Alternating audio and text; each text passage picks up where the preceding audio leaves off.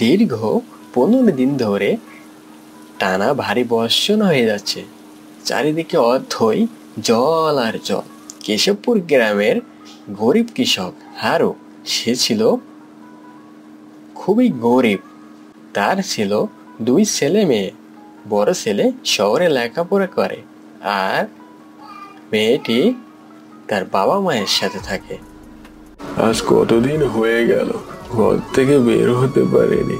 এদিকে তো ঘরে যা খাবার ছিল খাওয়া প্রায় শেষ। এখন যে কি হবে বউ, আমি তো ভেবে কুল পাচ্ছি না। ওদিকে রঘুটা শহরে কি করে, তাও তো আজ 15 দিন ধরে কোনো খবর পেলাম না। তুমি চিন্তা করো না, নিশ্চয়ই ঈশ্বর আমাদের মঙ্গল করবেন। ঈশ্বর যা কিছু করেন মঙ্গলের জন্যই করেন। মা মা ও মা, আজ একটু ভালো কিছু রান্না করো না মা। এই কয়েকদিন ধরে তো ডাল ভর্তা খেতে খেতে আমার আর খেতে ইচ্ছে করছে না মা। একটু ভালো কিছু রান্না করো না মা। খুকু, একটু ধৈর্য ধরো। এই বন্যা গেলেই তো তোমার বাবা আবার মাঠে যাবে, মাঠে গিয়ে কাজ করবে। মাঠে গেলেই তো আবার আমরা ভালো মন্দ খেতে পারবো, আবার আমরা আগের মতো জীবনযাপন করতে পারবো। একটু ধৈর্য ধরে থাকো মা। হারু, কি বাড়িতে আছিস নাকি? একটু বাইরে আয়, জরুরি একটা বার্তা আছে। ও হারু, বাড়িতে আছিস নাকি? বাইরে আয়। কি হয়েছে গো বন্ধুদা? এমন ঝড় বাদলের দিনে হঠাৎ ভিজে ভিজে যে আমার বাড়িতে? কি বলবে বলো ফেলো বন্ধুদা।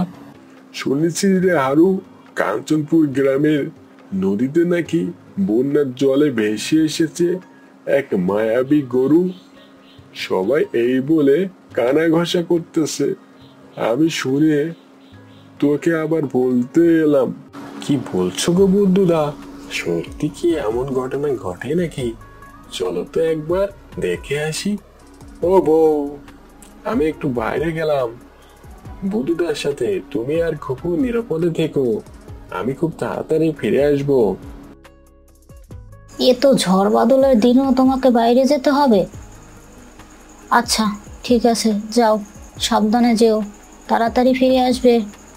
ঠিক আছে, তোমরা সাবধানে থেকো আর খুকুর দিকে খেয়াল রেখো।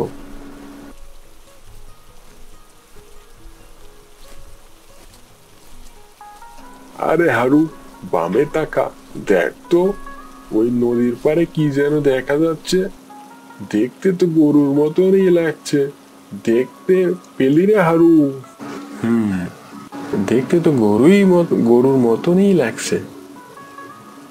ঠিক বলেছো বন্ধুদা। আজ আচ্ছা বন্ধুদা, যদি 2টা গরু থাকে তাহলে তুমি একটা আর আমি একটা নিয়ে আসবো। তাহলে তার পা ফেলা রে হারু, তা না হলে যে অন্য কেউ নিয়ে যেতে পারে। দেখতে তো গরুর মতনই লাগছে। ঠিক বলেছো বন্ধুদা। আজ আচ্ছা বন্ধুদা, যদি 2টা গরু থাকে তাহলে তুমি একটা আর আমি একটা নিয়ে আসবো। ঠিক আছে রে বন্ধু। আরে বাবা, ও তো দেখছি সত্যিকারের গরু গো বন্ধুদা। আমার তো বিশ্বাসই হচ্ছে না। ঈশ্বর মনে হয় আমাদের দিকে মুখ খুলে তাকালো। হারুদা, তুমি একটা নাও আর আমি একটা নেই, তাহলে তুমি খুশি আমিও খুশি। এই বলে দুজনে যার যার মতো গরু একটি করে নিয়ে বাসায় রওনা দেয়। ইতিমধ্যেই গ্রামের জল শুকাতে শুরু হয়েছে। ও বউ, কই গেলে? বাইরে এসো একবার, দেখো কি নিয়ে এসেছি।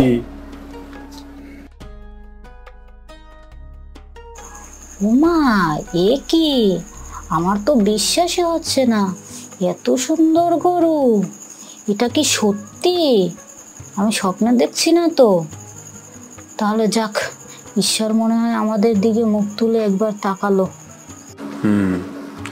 বন্যার জলে ভেসে এসেছি নদীর তীরে, ওইখান থেকে কুড়িয়ে এনেছি। এই গরুটিকে বিক্রি করে আমরা অনেক টাকা পাবো। তা দিয়ে এই বন্যার যা আমাদের ক্ষয়ক্ষতি হয়েছে তা কিছুটা হলেও আমরা পোষাতে পারবো। আর তাছাড়া ভবিষ্যতের জন্য কিছু টাকা জমিয়ে রাখবো, তাহলে আর আমাদের কোনো দুঃখ কষ্ট থাকবে না।